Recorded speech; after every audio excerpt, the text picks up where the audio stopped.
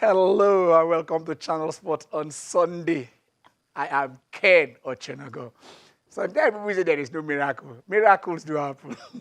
That we are in the studio today is very, very miraculous. The Kara Bridge, I don't know.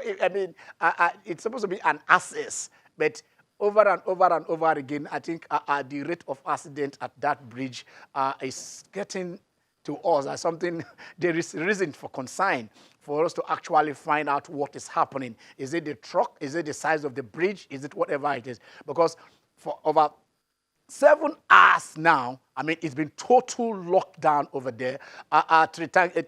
Tankers, carrying fuel, gas, and you can see it there over there burning, and the whole place is at a standstill. No movement, especially from Lagos inward Ibadan.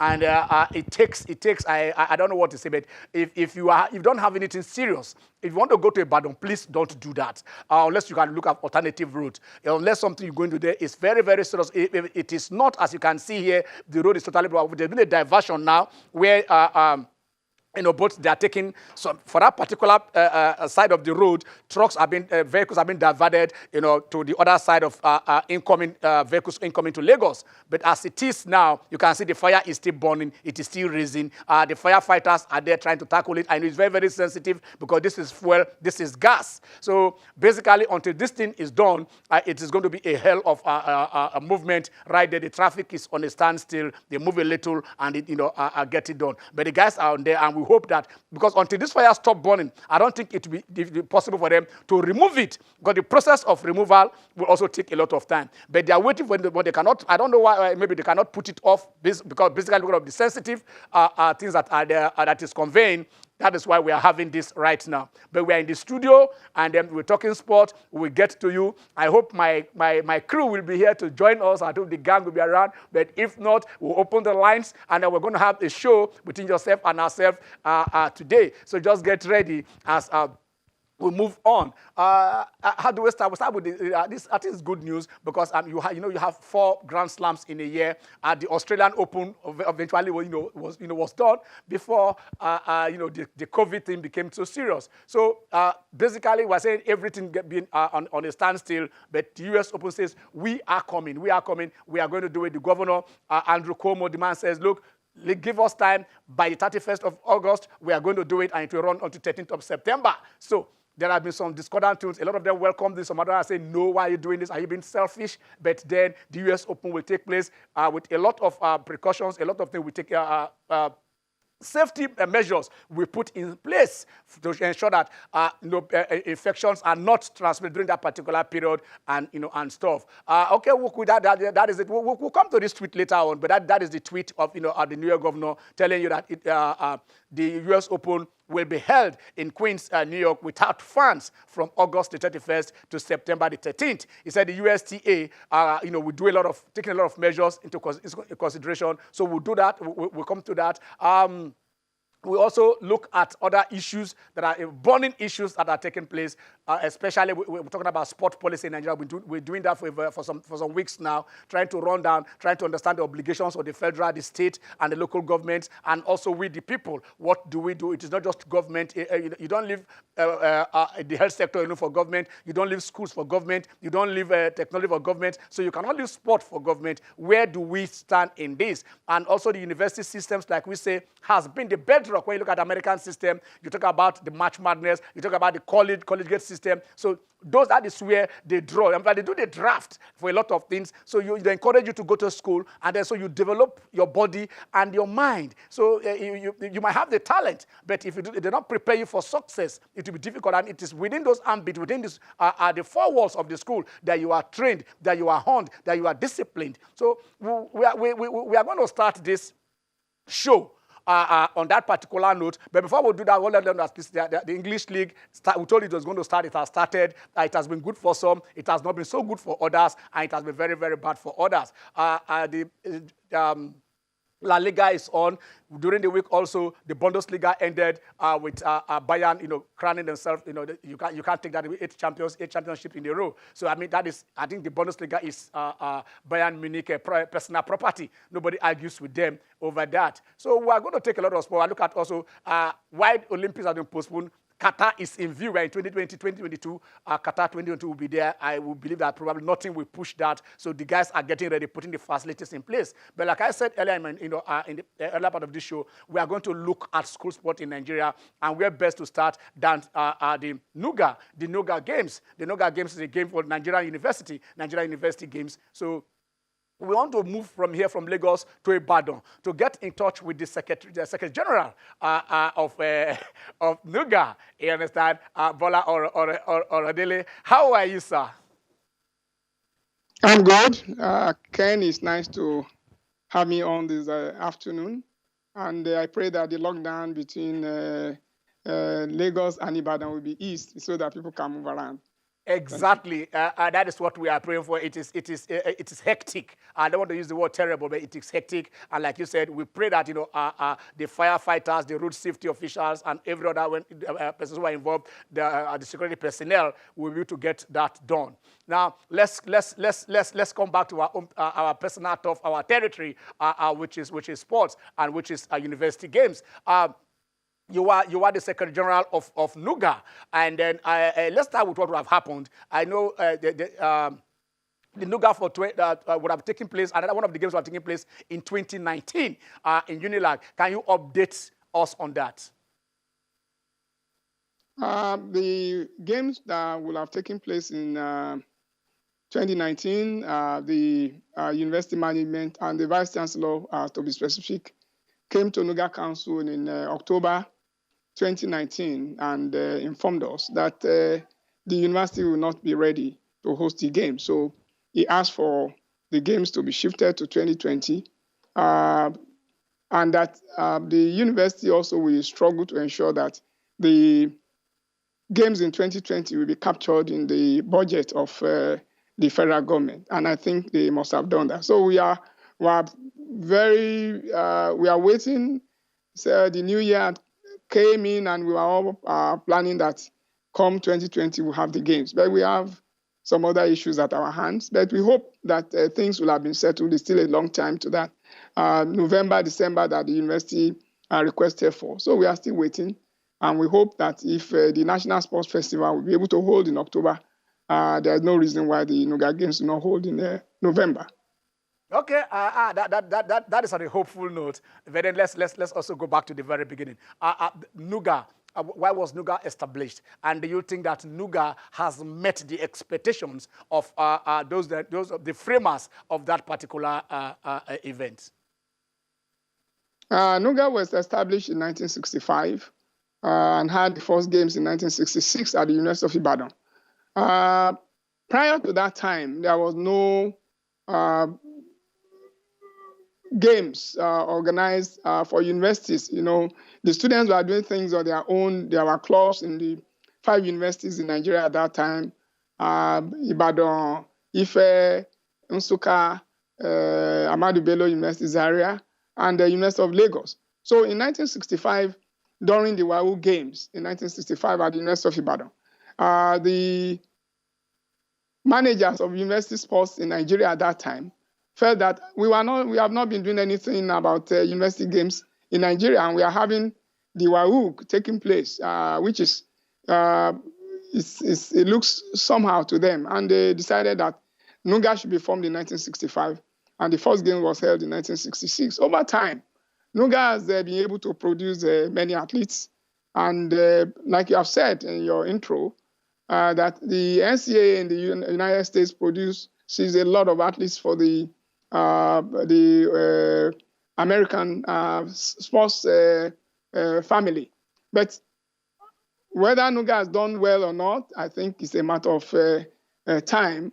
We have also seen some lapses which we have taken care of, because in the past we used to have non-students taking part, but with improvement in technology, with collaboration with JAMB, we have been able to resolve that. At least in the last 2 games, we have not been able to find anybody.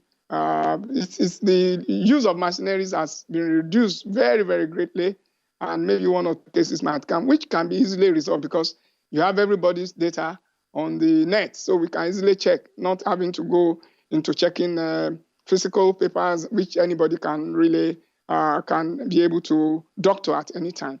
So NUGA has contributed in so many ways. I don't want to start reeling out names. And even the champion in the African champion in 100 meters up to this date by the name Fashuba was at Obafemi Awolowo University before he eventually became the champion for Africa. Okay, let us look at it this way. I know because sometimes in Nigeria we said we focus more on the tournament, which I understand in your own case, it's the games, which is also a tournament. But then if you look at it the other way around, you get into the university just like you get into an American university.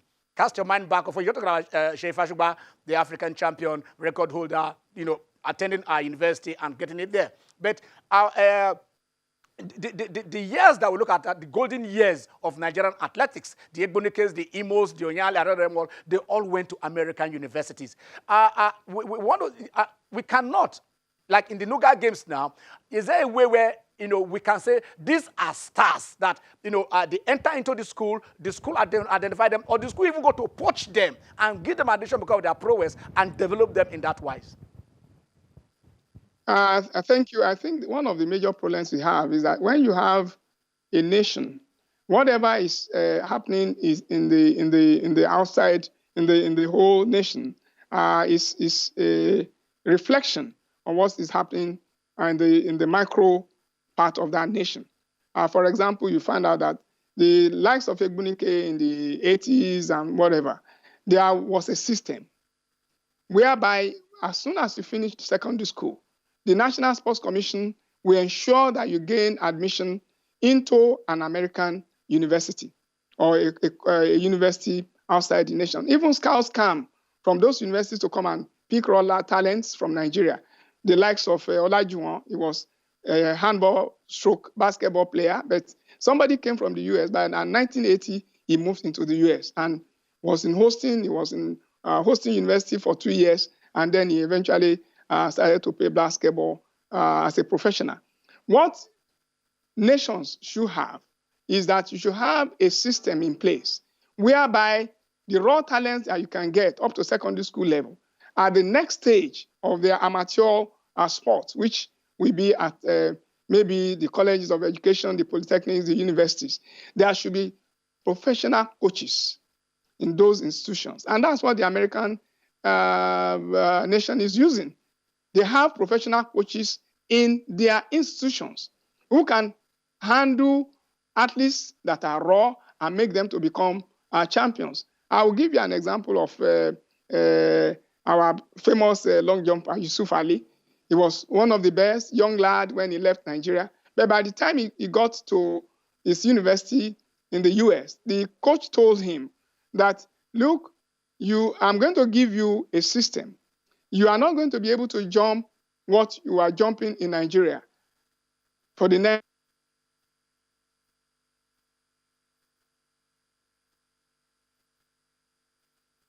Okay, I think we're experiencing a cut. We try to reestablish contact with Mr. Orodele. He is the NUGA Secretary General, and we're trying to communicate and see what role our universities are playing, as if they can do. He's just talking about Egbunike, and he's talking about Yusuf Ali. Maybe when we reestablish contact, we want to know if scouts can come from America to come and scout our talents and take them to American universities. Our own universities, can't we scout them here and put them in our universities? The discussion is still on. We reestablish contact, and we shall go back to Ibadan and continue that discussion. Meanwhile, like we said before, we do that. Let us move on and say we just talked about the U.S. Open that we say it's starting right there on August the 31st. A lot of athletes have said, we are not going to go there. Americans, you are being selfish. Why are you doing this? But let us start. Let us go back. Let us take back from the tweet. We took that tweet earlier on. Can we take that tweet again? Okay, yes. So this is from the governor of New York, Andrew Cuomo, and he says, the U.S. Open will be held in Queens, New York, without fans from August the 31st to September the 13th. And he said, the USTA will take extraordinary precautions to protect players and staff. including robust testing, additional cleaning, extra locker room space, and dedicated housing and transportation. So they are saying, look, instead of 64, we are going to have a round of 32. You know, you are going to have hotels. 2 hotel rooms in Manhattan for you and your staff. But if you are coming with more of maybe your family members and other, you can go and rent your own apartment where they can stay. So they are going to monitor a lot of things. How many persons will be in the stadium? You know, how many events will take place? You know, some of them like the doubles event. Are they going to have the double? They said no. I think. The wheelchair was initially removed, but now I think they've added it back, and they're trying to do all these. But then some of the athletes, Okay, let's go back. And I'm being told that we can go back to Ibadan, that Bola Orodele is still there. Okay, I think, are you hearing, we're not hearing you, we had a disconnect. You are hearing me now? Yes, very well. All right, before we went on that short interruption, you were talking about Yusuf earlier, the way the coach told him, when he got to the US, the coach told him, you won't be able to be jumping what you were jumping in Nigeria for some time. Can you take the trend? Can you continue from there? Yes, the coach told him that for the meantime, because I'm going to introduce you to a better training method that will make you to jump longer. And for about 6 months, Yusuf was not jumping what he was jumping in Nigeria as a champion. But over time, because the coach really understands what it takes to make a person to become a champion, and in no time, he started jumping over 8 meters, which he was not even jumping in Nigeria. So these are the kind of things that we should do as a nation.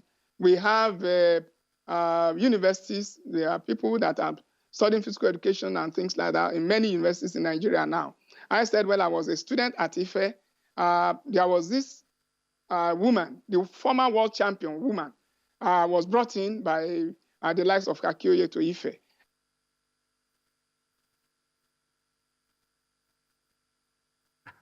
Okay, no problem. It will continue. We'll beat the traffic. We'll beat this. We'll beat this. It happens. But while we are waiting to reconnect again, we must continue. We'll complete this interview today. The moment he comes back, no matter the hiccups, we overcome them. Is the signs of the time. So we are doing live shows. We will reconnect with Bola Oredele. He is the Secretary General of NUGA, the Nigerian University Games Association, and we want to see what role, what impact the universities are playing, in our sports development. They have the youths at their prime. From ages 18, to 30, and then that is where the youth of a nation, that is where the strongest, that is where they are there. So they capture them at that point in time, and that is where the best sportsmen before the age, that is when they perform. So are we taking advantage of that? We have been producing the talents, we say, but what happens? Have we been able to identify and nurture those talents, and marry, the education, which is developing the mind and developing the body, which is, the talent that God has given them. But then I hope even if he comes back, I would love the interruption if we have to go back to Ibadan. But let's just take what Nikirios. Okay, he's back. Hello. Okay. Thank you. All right. Okay. Oh, yeah, go on. So that's the kind of thing that we should do in this country. Okay. There are so many. Let me also inform you that today, many Nigerian universities are much more equipped in terms of sports facilities, much more than even though some states. I can assure you that places like Ibadan, Ife, Benin, Zaria, BUK, and Port Harcourt, they are well equipped.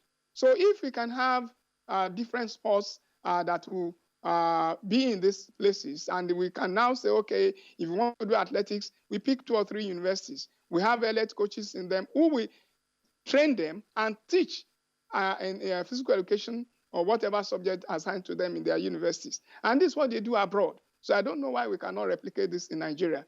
Because by doing this, you use one stone to kill 2 birds or even more birds, because you are training people who go and train other people at the end of the day. They will have seen them when you are training the national athletes. So we can do this all over the nation. There was a time we had to have about 6 universities to be universities of sports excellence. Why are we reneging on this? The facilities are there. In Ife today, you have rubberized track, you have an Olympic-sized swimming pool, you have that in Ibadan, you have that in Nusuka, you have that in Port Harcourt, you have that in, you have an Olympic-sized swimming pool, you will not believe it, in Maiduguri, which is always very hot throughout the year. So why can't we do this? There should be synergy between the people that are running sports and those that are in the institutions, because we have the facilities. In Ilori, you have a rubberized track, and that's why the youth games have been taking place in that place over the year.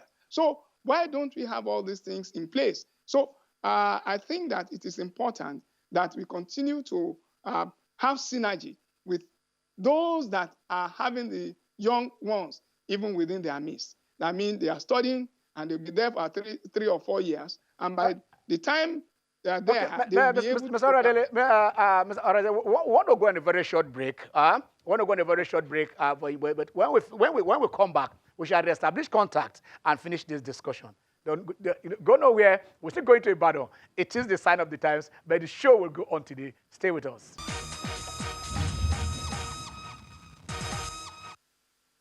Okay, you're welcome back to the Channel Sport on Sunday, and we've been discussing with the Secretary General of the Nigerian University Games Association, Mr. Bola Oradele. But before we reestablish contact, before we go to Ibadan, I just want to read this, because we'll also be going through the national sport policy, and you know that. And then in section 464, we have this, that all schools shall establish a structured sporting program which covers every student except those exempted on medical grounds.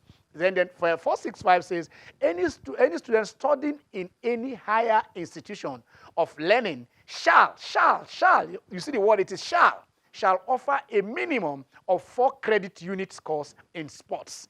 Now, let us see. Let us go back to Ibadan, where Mr. Orodele is still waiting, and see how if we can put this before him. You're welcome back, sir. You saw what you listened to what I just read? I did. Yes.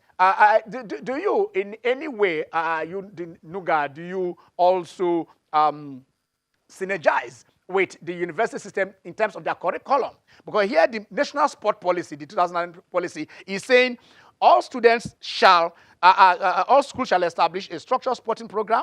It's also say any student in the school shall offer a minimum of 4 unit credit course in sports.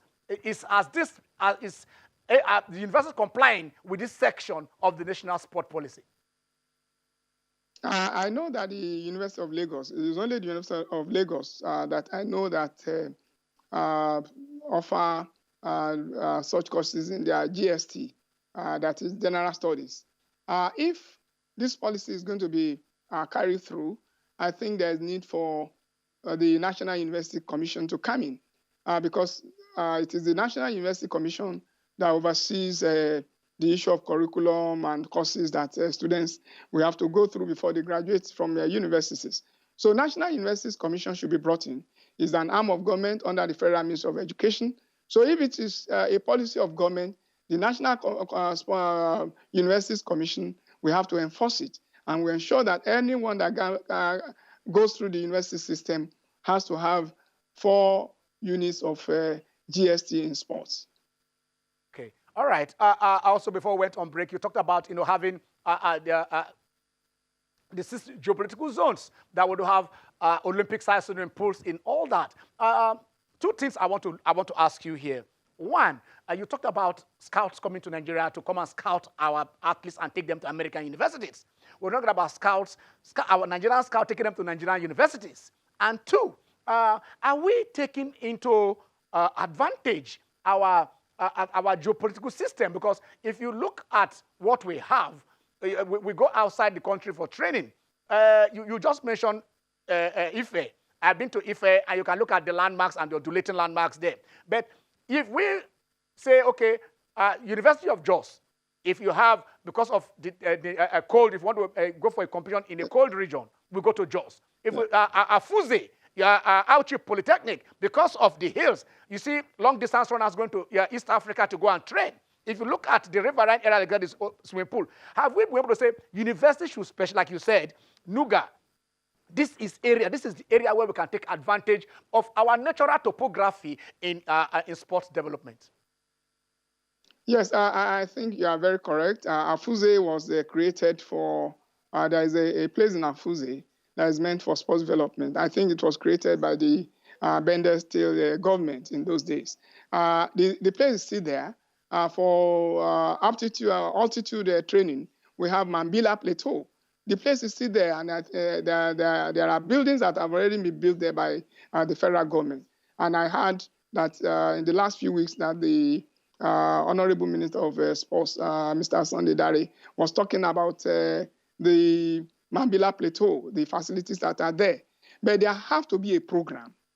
You cannot just keep people running and jumping at that age alone. They have to go to school.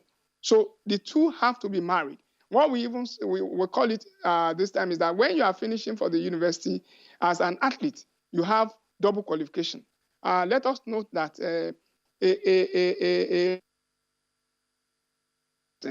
which expires if you don't train.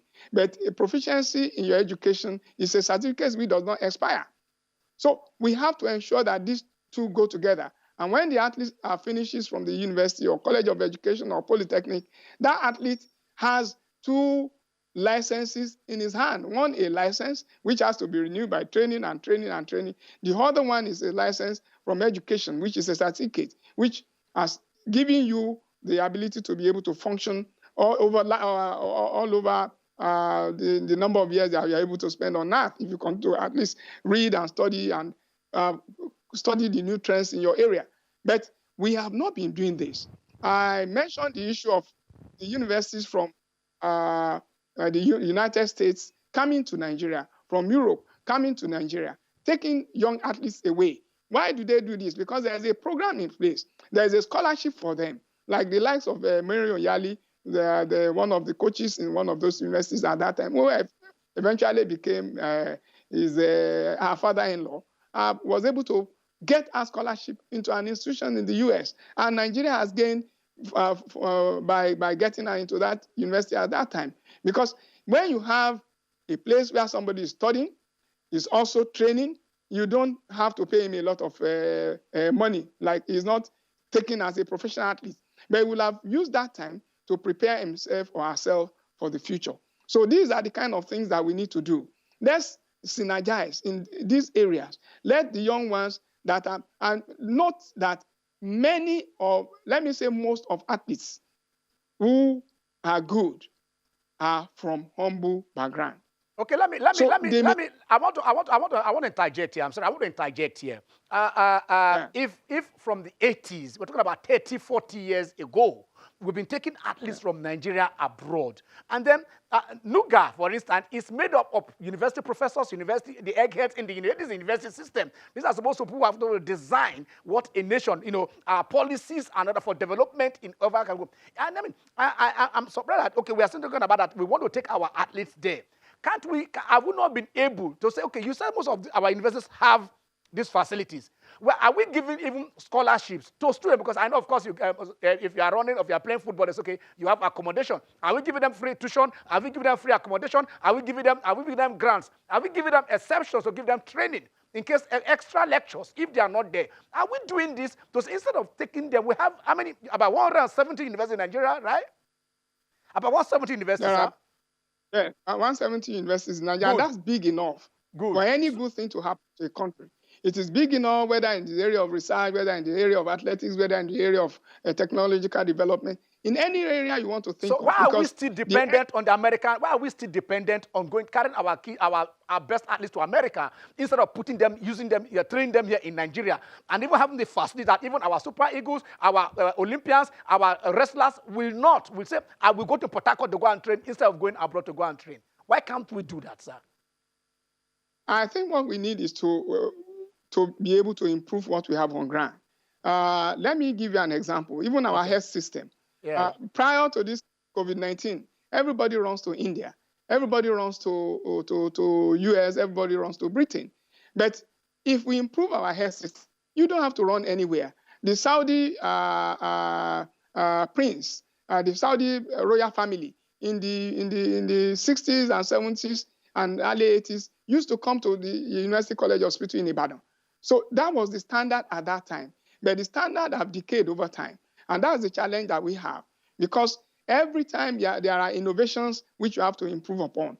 Many of these universities are, unfortunately, I was in one of the universities that I knew very well some years ago. And I was surprised that even the material that some of us used when we were students were no more even available for the ones that are there right now. So what are they going to learn? What are we producing? Who are these people that, when you have not been introduced to a particular machine, you cannot use it to train when you have not been trained with it. And that's why some of even our doctors struggle with some of the things that we be bringing in unless we always organize training for them, training and retraining. When you are qualified for a particular job, if you put a professor in physical education who has not gone for any conference outside the shores of the Nigeria in the past 10, 15 years because there is no fund to, he has not done any research, what is he going to be familiar with any of these system and gadgets that we will find there? So that's why there ought to be a way whereby we can train and retrain, because the world is not static. We have to do this. It has to be part of our national policy. It's good where we write policies down, but we have to have action plans also. Once you have policies in place, you have to have a strategic plan and you have to have an action plan. You have to have a timeline.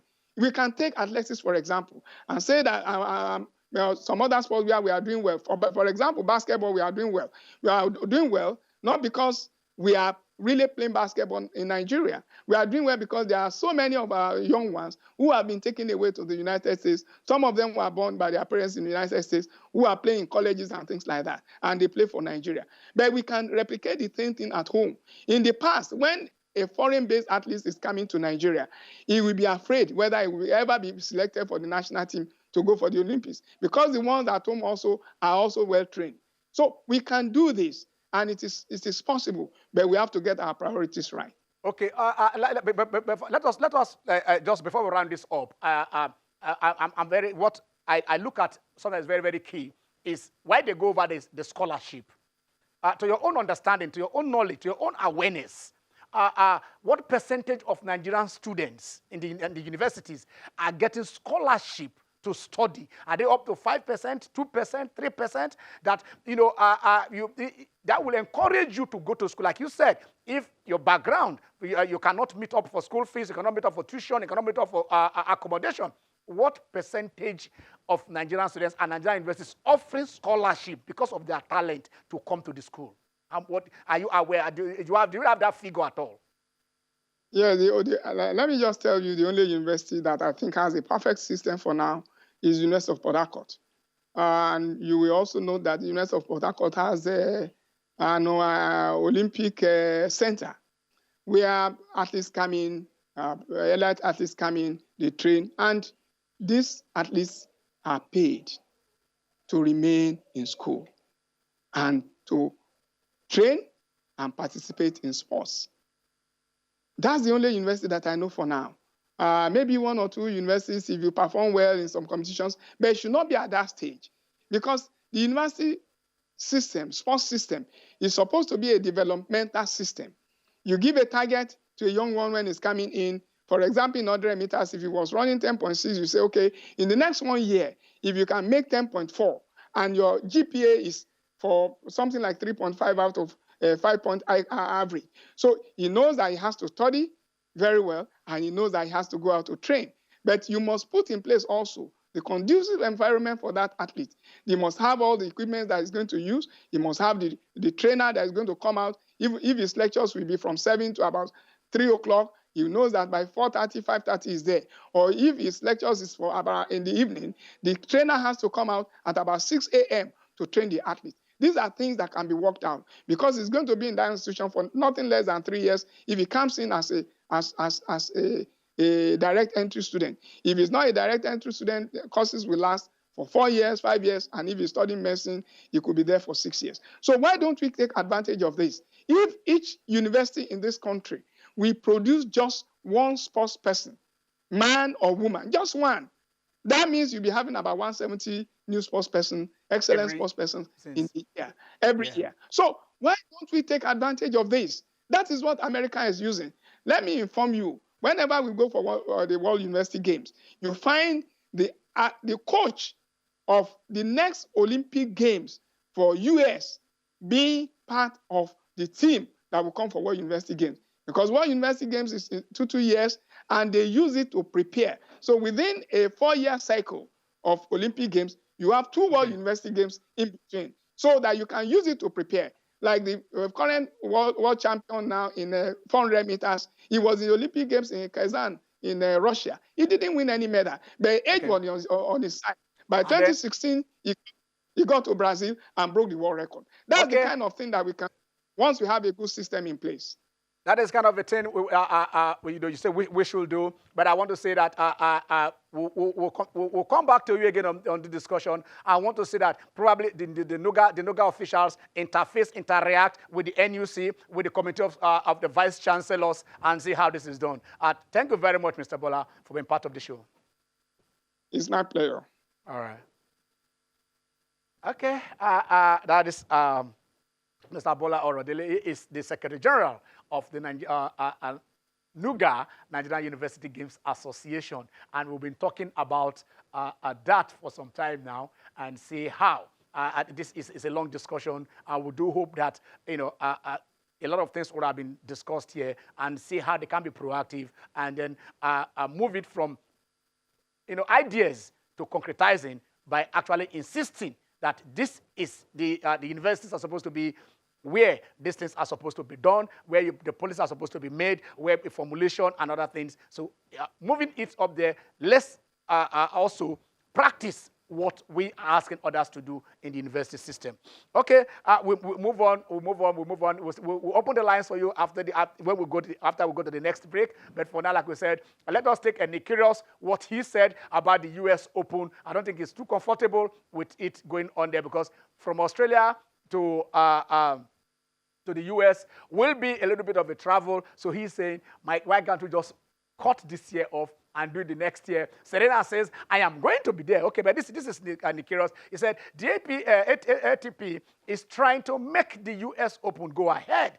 Selfish with everything going on at the moment. He said, obviously COVID, but also with the riots together, we need to overcome these challenges before tennis returns, in my opinion. So he's saying the U.S. Open officials have been selfish by trying to say from 31st of August to September the 13th that the U.S. Open will take place. But Serena Williams says, I can't wait to come back. I want to come in. He said, I really cannot wait to return to New York and play the U.S. Open 2020. She has a target. She has a mission. Number 24 of Margaret Court is where she's going. She's lost about three or four finals in a row. So just one of them will make her undisputably the greatest of them all.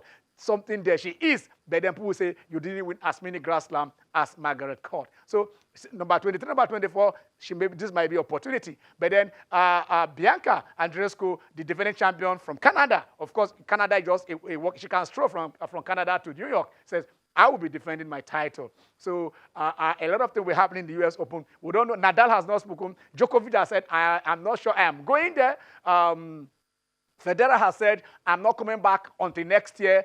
So we are looking at the stars who will be there and those who will not be there and see how they can manage it. Because you are going to have just 30. Normally, we have a main draw of 64. So they won't be qualifying. They just go straight to 32. And then a lot of safety measures. If you are in the hotel, you're going to have 2 rooms to yourself. And then, because they say in each room, there won't be more than 2 persons in a room. So you're going to have 2 rooms, which is yourself, your trainer, maybe your physio, and one other person. You have just 4 in a room. But if you want your family to come, you can go to downtown Manhattan and rent an apartment and pay for it at your own expense. So basically, that is what they are saying. But they say we want to put it on. Of course, about 60 million is being put there because even the Cincinnati Open is being taken down. They're bringing down to the same place where they are going to do a particular that. So that is for tennis for now. And then we also.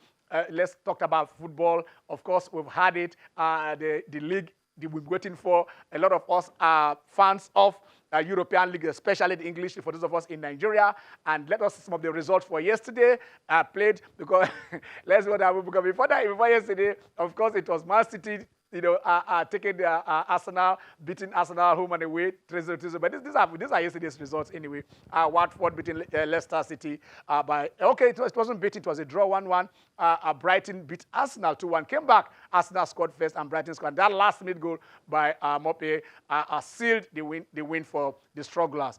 West Ham also, I think it looks like doomsday for them. The Wolves are saying we are going to Europe. That takes them to 46 points. The same with Manchester United. And then Bournemouth also are not doing too well. Crystal Palace won away by 2-0 against Bournemouth. And that is 4 wins in a row without conceding. So today, these are your fixtures. Newcastle United will taking on Sheffield United. There were 2 United. Aston Villa taking on Chelsea. Everton will be taking on Liverpool. That is the Merseyside derby. And then this City, Man City comes back again, taking on Burnley. Of course, Liverpool are yet to play. They are sitting and they're hoping that 2 wins will take them to El Dorado, to their promised land where they've not been in the last 30 years. So those are your fixtures. And then that we're taking on today. Also, that is the league table we're talking about here. Liverpool are sitting at top there. They still have 22 points, and then with a equal number of matches ahead of Manchester City. Leicester, that win puts them into safety because they are 6 points ahead of Chelsea, though Chelsea has a game in hand, and Chelsea have 48 points. If you go down there at the strugglers, you have FC Bournemouth, Aston Villa, and Norwich City. I think Norwich, it will be difficult for Norwich because 5 points from the next team and almost about 6 points from safety. So it will going to be difficult for them. They have just 8 more matches to go. They need to win about 6 of those matches, and they've won 21. They are on 21 points all season, which means if you convert it to wins, that would have been just 7 wins in 30. So I don't say they can get 6 in 7, of course 6 in 8. Maybe miracles do happen. But let's see. But as for Norwich, I think I saw them yesterday. The play was not it. They couldn't put string passes together. They were a little bit poor, right there in their home. So that is in England there. That is in Spain. Of course, Espanyol lost to Levante by 3. Atletico Bilbao. Yes, Atletico Bilbao, that is where they beat Real Betis. And then Getafe. Etabo, nobody went to Stoke. Some of us said, man, why did you go to Stoke? He's back to Spain, and he scored that goal. Then during 1-1 with Eibar. And then Atletico Madrid, yes, they labored and in the last 10 minutes before they got that goal against Real Valladolid. So they are pushing for that space there.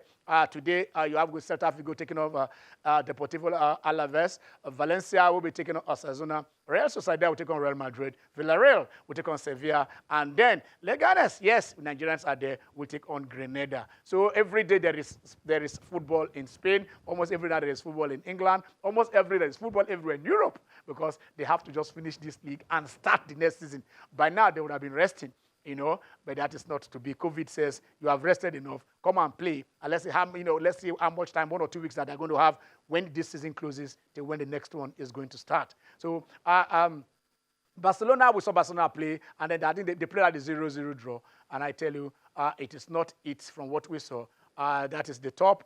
They are still there. Barcelona, they played 30 matches. They're leading with 3 points. But if Real Madrid wins today, Real Madrid will go top, courtesy of that head-to-head. So it is not looking too good for Barcelona. I hope they will not throw this away. They've lost the league once on that same head-to-head when they finished same point with Real Madrid. So Atletico Madrid, of course, they are there with Sevilla. So it is a really tough up there for those teams. Of course, the two leaguers are Barcelona, Real Madrid. I think that is where the champion will emerge. But for those fighting for those third place, Atletico and Sevilla are trying to cement their place and see that they will be in the Champions League. For Mallorca, for Leganes, and for the other team from Catalonia, that is Espanyol, it is not looking too good. They might drop this season, and let's see how they manage. So, of course, Bayern celebrated their wins. They won. They not, just cemented it with that 3-1 win over Freiburg.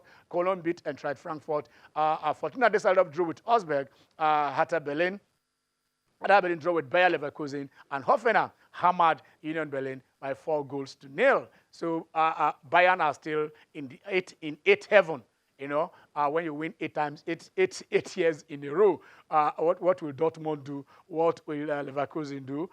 Even Mönchengladbach that are trying, to move on there, but it is all Bayern. And also, good news coming to them because Sane says, I am not signing. I'm not signing. Pep said we'll put the contract before him, and the man is not signing. And we know he is heading towards Bayern. He'll be part of the Bayern team. Okay, we want to go on a very, very short break again. And when we come back, we shall open the lines, and you hear from you, of course, at the last part of the show. Stay with us.